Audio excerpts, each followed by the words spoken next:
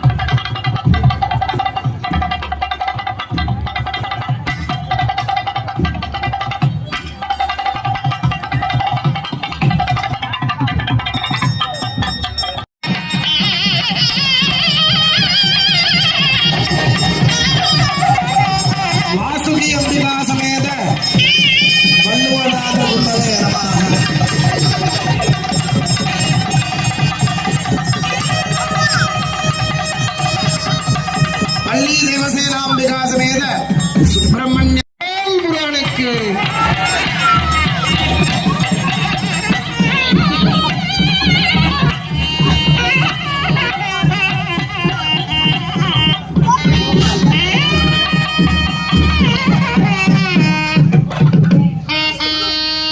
நம பார்வதி பதஜே.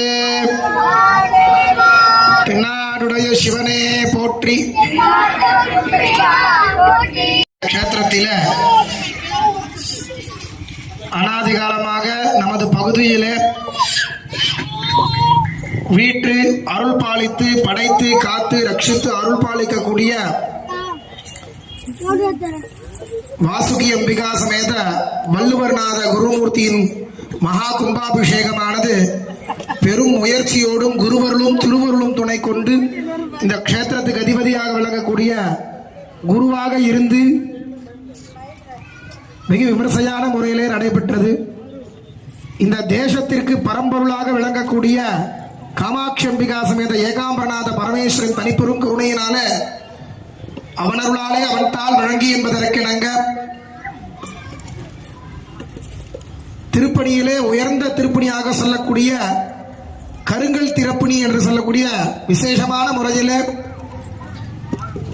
மிகவும் பிரம்மாண்டமான முறையில் வர்ணங்கள்லாம் தீட்டி சில்பசாஸ்திர முறைப்படி இந்த ஆலயமானது கட்டப்பட்டு கும்பாபிஷேகமானது செய்விக்கப்பட்டு தற்பொழுது இந்த விவாகோத்சவமானது நடைபெற்றுக் கொண்டு வருகிறது.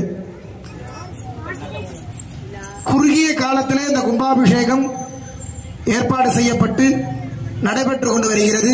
ஆகையால் இந்த கும்பாபிஷேகத்தும் இதனுடைய அங்கத்தை பற்றி யார்கிட்டையும் சொல்ல முடியல. ஒரு கும்பாபிஷேகமானது 4 வகை உண்டு. ஆவர்த்தன பிரதிஷ்டை, அனாவர்த்தன பிரதிஷ்டை, புனராவர்த்தன பிரதிஷ்டை, அந்தர்கத பிரதிஷ்டை என்று கூறுவார்கள். ஆவர்த்தன பிரதிஷ்டை என்று சொல்லக்கூடியது ஆலயமானது ஒரு புதிய ஆலயமாக கட்டப்பட்டு நிர்மாணம் செய்யப்பட்டு அந்த தெய்வமும் அந்த திருமேனியும் புதியதாக இருக்க வேண்டும். அப்படியாக அதற்கு ஆவர்த்தன பிரதிஷ்டை என்று கூறுவார்கள். அனாவர்த்தன பிரதிஷ்டை என்று சொல்லக்கூடியது அந்த விக்கிரகமானது பழமையான விக்கிரகமாக இருக்கும், புராதனமாக விக்கிரகமாக இருக்கும். அந்த ஆலயமானது புதியதாக கட்டப்பட்டு, எப்படி நம்மளுடைய ஆலயம் புதியதாக கட்டப்பட்டு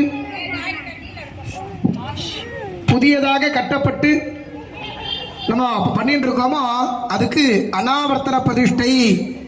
இதுமாரி ஆலயங்கள்லாம் கட்டணும். அந்த காலத்தில் பார்த்தீங்கன்னா ராஜாக்கள் மட்டும்தான் இவ்வளோ பெரிய முயற்சியோடு இந்த திருப்பணியோடு குறுகிய காலத்தில் கட்ட முடிஞ்சது. அது வேற யாரும் காரணம் கிடையாது. திருவருளும் குருவருளும் இருந்தால் மட்டும்தான் இதுக்கு எல்லாமே நடக்க முடியும். சுவாமியுடைய தனிப்பெரும்